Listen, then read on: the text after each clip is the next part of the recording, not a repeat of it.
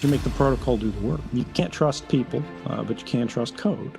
Or at least you can trust code more. The challenge here is everybody knows who is technically involved in this, that Bitcoin is really bad on privacy. I think the only people who do it worse actually are Ethereum, and that's because they use the account-based model as opposed to the address-based model.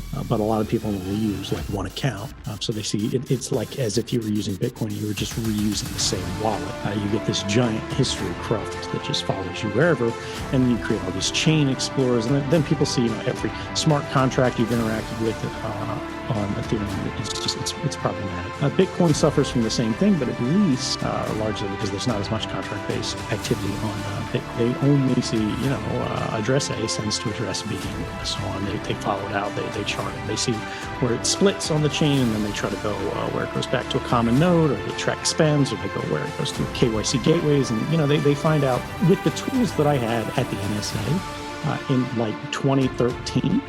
Tracking Bitcoin transactions would have been very, very easy. And this is why, even though I used Bitcoin to rent the servers that I used for communicating with journalists and passing massive archive files over the internet anonymously, I was using Tor, I was using sort of mixing services. I was trying to basically do anything that would buy time. It wasn't that I thought the NSA wouldn't be able to follow the trail.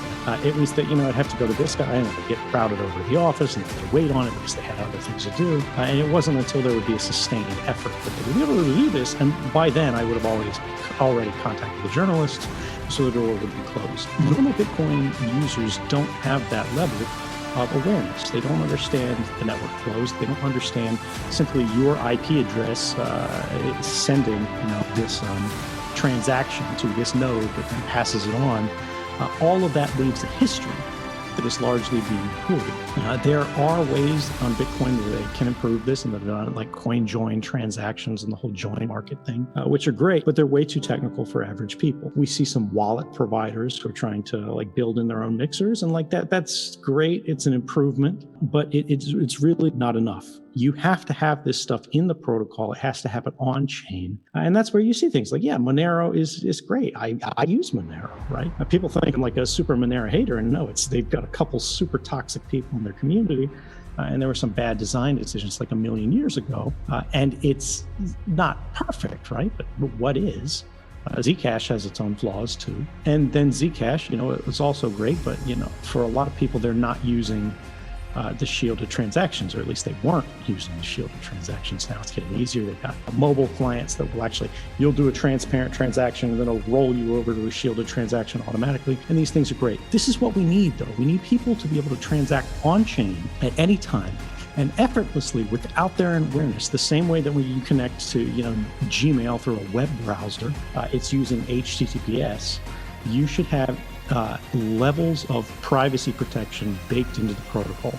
And this prevents the kind of tomfoolery that we see the U.S. government beginning to engage in with things like OFAC and Tornado Cash. I think members of the public, certainly, they don't even know that this happened, but members of the crypto community largely aren't taking this seriously enough. This is absolutely a do or die moment.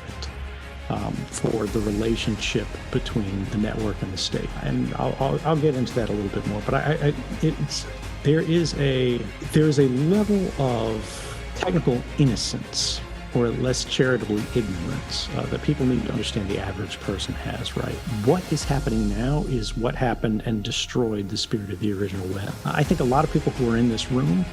They've been technical for a very long time. They've been a part of the internet for a very long time. They've seen it change. A lot of you in the room remember what dial-up modems sound like, right? That's not actually shared by the vast majority of the population, even people who are of the right age. And we lost that internet because we onboarded billions of people, and the people who were providing the gateways for that didn't have their best interests at heart.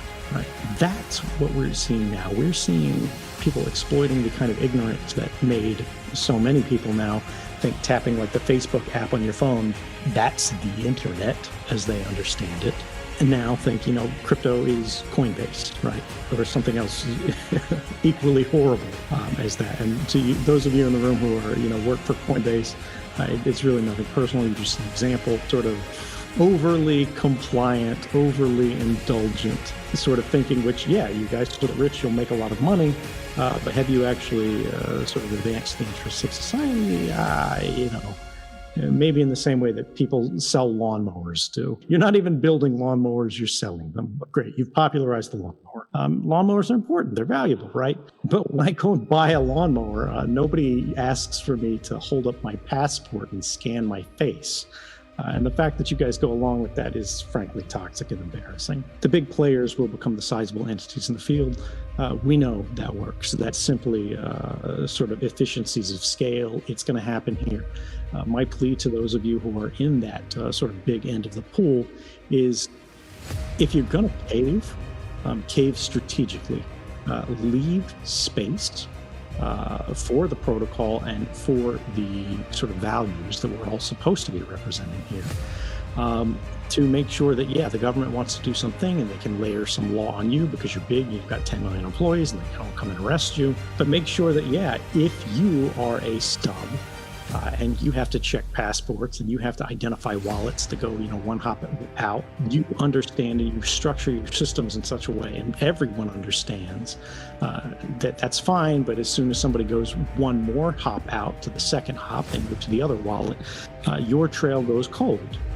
And when it comes back into your exchange, you have to ask people what their purposes are. They declare this, whatever, but you really have no way of checking it. And you don't want to be in a position where you can check that, because really that's not your role in society, even if the government says it is. That's for police, that's for intelligence, right? That's their job, and their job is supposed to be hard. Don't make their lives easier, right? There's this whole mindset in government, and this argument for everybody who's been following cryptography, about like going dark. They're like, oh, we want to peel back WhatsApp's encryption. We want to make sure that Apple doesn't turn on end-to-end encryption. We want to make sure they push all their crap to the iCloud in unencrypted backups or backups to which Apple has the keys. The police can request them. Weak keys, the police can crack them. And every time Apple gets close to doing that, they go and complain and they go, well, we're going to cause problems. We're going to pass a law if you do this. So Apple caves, they re-engineer things to make it sort of problematic again. Understand the difference between their job and their role in society and your job. The job of policing is supposed to be hard, because if it's not, we live in a police state. We don't want everything we do to be scrutinized. We don't want every transaction to be monitored. We don't want to show our passports to do lawnmowers. And the government has more power and more capability now than they ever have at any point in history. Do not be charitable. Do not be generous to them. They don't need more help. They don't need more tools. They don't need more weapons. They have enough, and they're reorganizing society to itself be a weapon.